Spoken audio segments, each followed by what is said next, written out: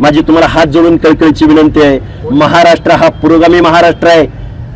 या महाराष्ट्रातल्या फुले शाहू आंबेडकरांनी देशाला दिशा दिली, देशाला संविधान दिले, देशाला समतेचं तत्व दिले।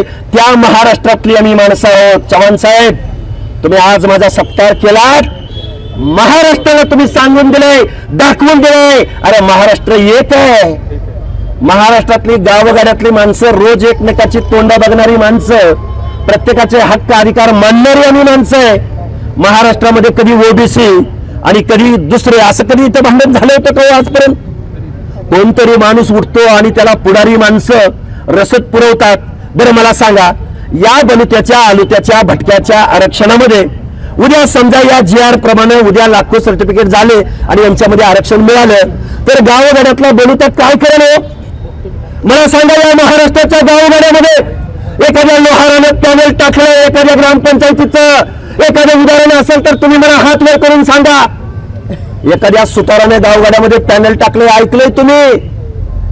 एखाद्या घिसाडी माणूस महापौर झालाय, ऐकलंय का? असेल एखादं उदाहरण? पण ते डॉक्टर बाबासाहेब आंबेडकरांनी संविधान दिलं, आरक्षण दिलं म्हणून।